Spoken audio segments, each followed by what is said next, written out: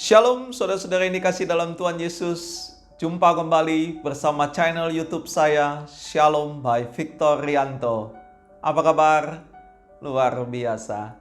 Tetap sehat, tetap semangat, tetap bersukacita di dalam Tuhan. Amin.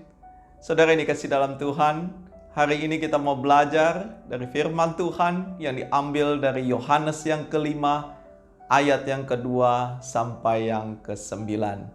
Dari ayat firman Tuhan ini mau menceritakan kesembuhan di kolam Bethesda. Saudara yang dikasih dalam Tuhan, tidak bisa dipungkiri semua dari kita ingin mengalami kesembuhan. Baik itu kesembuhan secara fisik, kesembuhan secara keluarga rumah tangga, ataupun kesembuhan di dalam bisnis, usaha, toko maupun pekerjaan kita. Karena kalau kita tahu masa-masa sekarang di dalam masa-masa pandemi COVID-19 ada begitu banyak orang merasa sakit. Orang yang kesakitan, entah itu dalam keluarga rumah tangganya, dalam ekonominya, dalam keuangannya, maupun secara fisiknya. Saudara yang dikasih dalam Tuhan, kita belajar dari kesembuhan yang Tuhan berikan kepada orang yang sudah 38 tahun sakit. Saya bacakan firman buat saudara. Dikatakan di Yerusalem dekat pintu gerbang domba ada sebuah kolam yang dalam bahasa Ibrani disebut Bethesda. Ada 5 serambinya.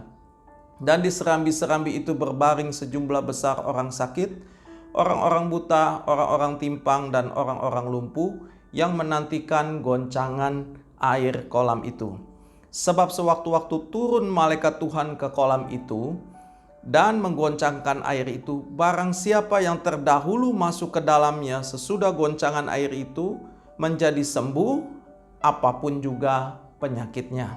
Di situ ada seorang yang sudah 38 tahun lamanya sakit.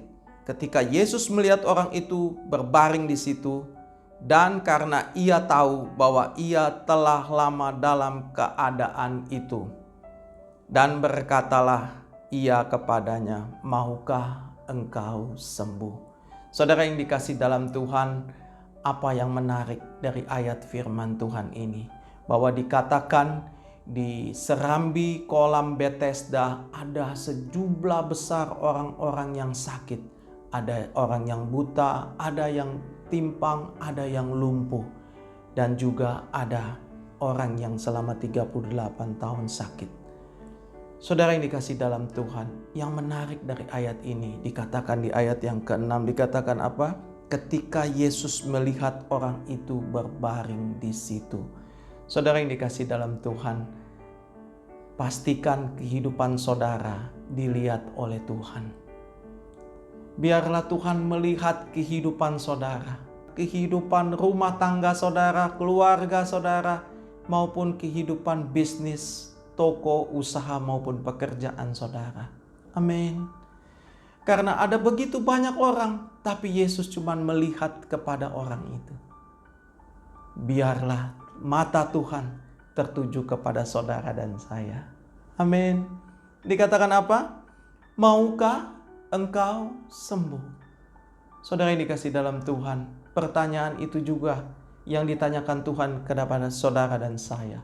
Maukah engkau sembuh? Saudara yang dikasih dalam Tuhan, saya tidak tahu sakit apa yang ada pada kehidupan saudara. Mungkin sakit itu keadaan fisik saudara.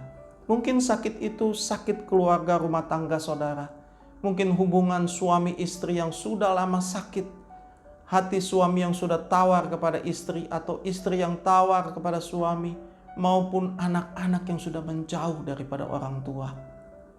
Ataupun ekonomimu sedang sakit, bisnismu sedang sakit, usaha tokomu sedang sakit.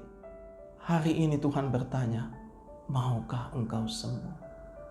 Dikatakan apa saudara? Pada ayat selanjutnya, jawab orang sakit itu kepadanya, "Tuhan, tidak ada orang yang menurunkan aku ke dalam kolam itu apabila airnya mulai goncang. Dan sementara aku menuju ke kolam itu, orang lain sudah mendahului aku." Saudara yang dikasih dalam Tuhan, kalau saudara perhatikan, orang itu bilang tidak ada orang. Dan sementara dia menuju ke kolam. Tidak ada orang yang membantu sementara dia menuju ke kolam. Jadi fokus dia hanyalah kepada kolam itu dan fokus dia hanya kepada orang yang mau membantu dia. Saudara yang dikasihi dalam Tuhan, tidak bisa dipungkiri terkadang kita datang kepada Tuhan, kita hanya mau mengejar berkat-Nya Tuhan. Kita hanya mau kesembuhan yang daripada Tuhan. Betul, setiap orang mau kesembuhan. Tidak ada orang yang tidak mau sembuh, semua orang mau sembuh. Tapi dalam firman Tuhan ini mau mengingatkan saudara dan saya, Tuhan ini datang langsung ke pribadi orang itu dan bertatapan, saudara, maukah engkau sembuh? Artinya apa? Engkau harus melihat kepada Tuhan Yesus. Amin. Fokuslah kepada Tuhan. Fokuslah kepada yang pemberi berkat. Ada banyak orang fokusnya hanya kepada berkat Tuhannya saja, tapi lupa fokus kepada sang pemberi berkatnya. Amin. Mungkin saudara sudah lama beribadah, mungkin saudara sudah mengenal Tuhan lama, tapi sudahkah kita fokus kepada Tuhannya? Karena waktu saudara fokus kepada Tuhannya, kasih Tuhan, kuasa Tuhan ada dalam kehidupan pribadinya Tuhan. Amin. Beri kemuliaan buat nama Tuhan. Dikatakan apa, saudara? Tidak ada orang yang menurunkan aku ke dalam kolam itu, sementara aku menuju ke kolam. Saudara yang dikasihi dalam Tuhan, janganlah pemikiran kita membatasi kuasa Tuhan. Janganlah kelemahan kita itu membatasi Tuhan bekerja dalam kehidupan saudara dan saya. Amin. Makanya Tuhan bilang apa, saudara? Kata Yesus kepadanya, bangunlah, angkat tilammu, dan berjalanlah. Saudara yang dikasihi dalam Tuhan, bangunlah. Yang Tuhan mau dalam kehidupan saudara dan saya, mari bangun. Orang itu selama bertahun-tahun dia berbaring. Bangun imanmu. Bangun iman kepercayaanmu kepada Tuhan. Bangun hubunganmu dengan Tuhan. Amin. Dan dikatakan apa? Angkatlah tilammu. Tilam ini berbicara mengenai masa lalu orang itu. Selama 38 sakit. Dikatakan angkatlah tilammu. Artinya engkau harus lebih kuat daripada masalahmu. Ada begitu banyak orang yang hidup hari ini tapi dikuasai oleh masa lalu dia. Dikuasai oleh kebencian, iri hati, dendam.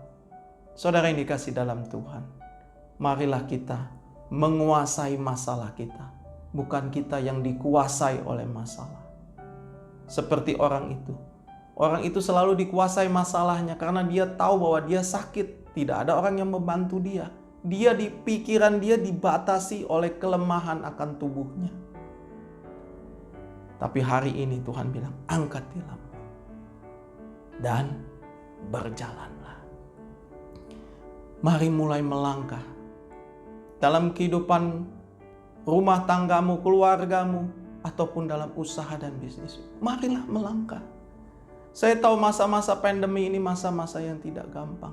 Saya tahu masa-masa ini masa-masa yang sukar. Tapi firman Tuhan berkata, berjalanlah. Berjalan bersama Tuhan. Berjalan bersama firman-Nya. Karena waktu saudara bangun, angkat tilam, dan berjalan bersama Tuhan, saudara akan menerima kesembuhan yang daripada Tuhan.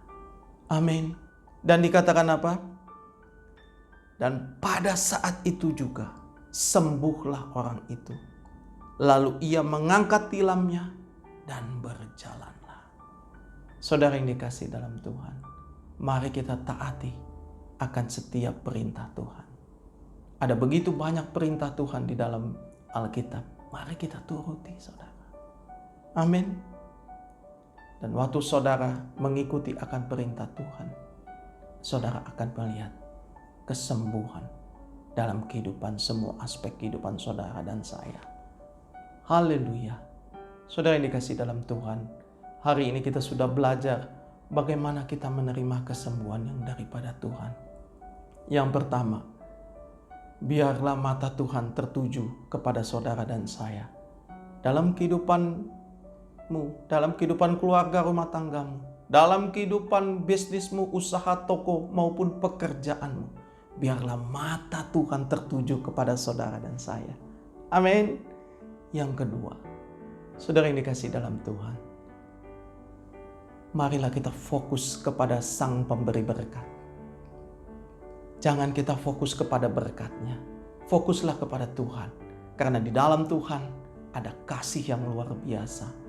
Di dalam Tuhan ada kuasa yang sangat tidak terbatas, yang memampukan untuk menyembuhkan semua sakit dalam kehidupan saudara dan saya. Apapun keadaan saudara dan saya. Dan yang terakhir, marilah kita menuruti setiap perintah Tuhan. Bangun, angkat tilam, dan berjalanlah. Karena waktu saudara bangun, membangun iman saudara, dan membangun hubungan saudara dengan Tuhan, dan saudara menguasai akan masalah saudara, bukan saudara yang dikuasai oleh masalah. Saudara buang masa lalu saudara yang begitu menyakitkan, yang kepedihan saudara, kebencian saudara, iri hati saudara, dan berjalanlah bersama Tuhan, sehingga kesembuhan itu benar-benar terjadi. Haleluya. Tuhan Yesus memberkati saudara. Shalom.